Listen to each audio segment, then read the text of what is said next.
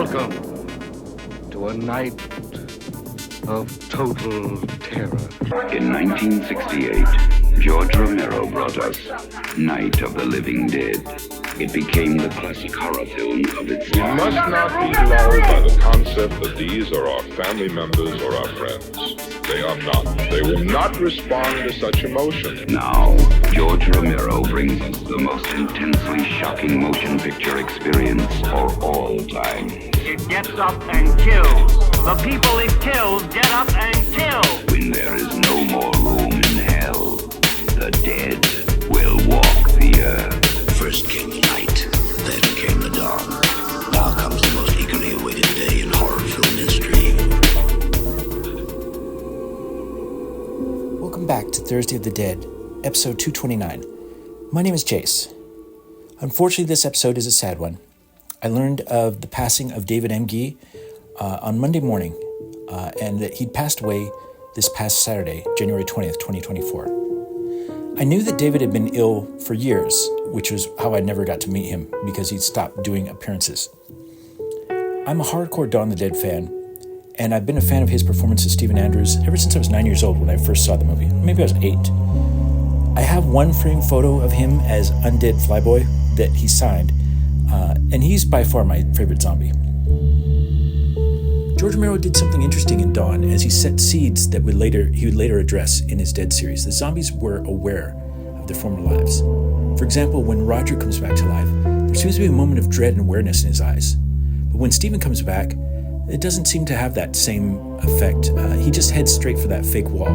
He leads the other zombies with him as he tries to return to the hideout where the main characters have built for themselves inside the mall.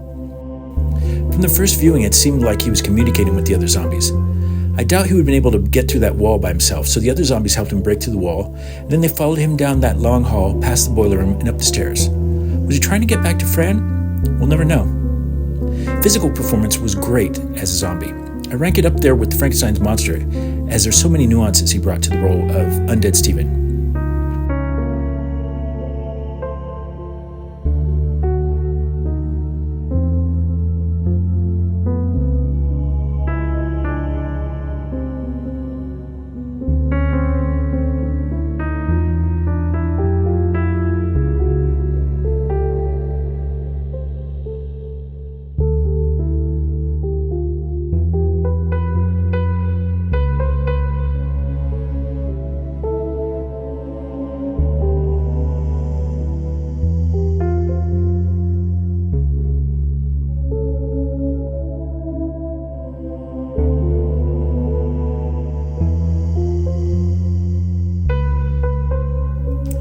I don't think David got enough credit for his performance in Dawn of the Dead.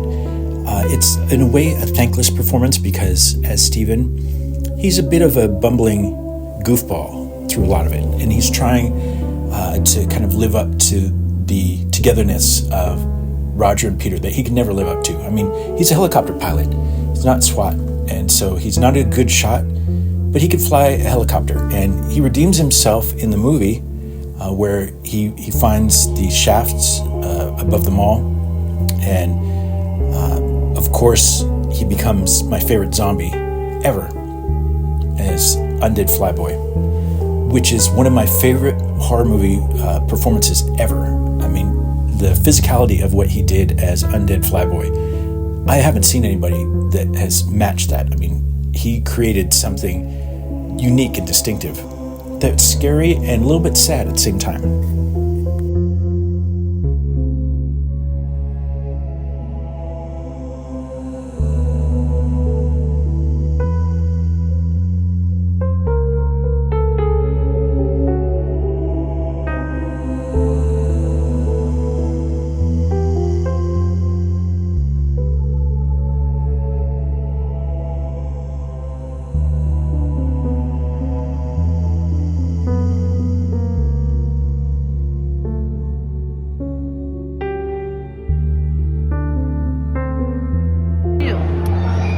To go sit on the bench with the 3 other Dawn of the Dead cast members. So I'm going to be the 4th. Basically, Flyboy.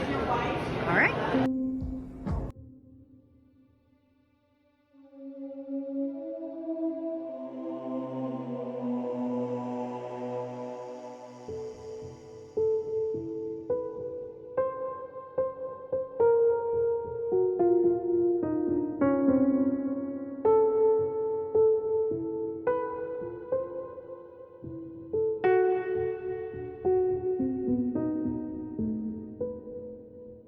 never got to meet him in person, but from what I understand, he was super nice.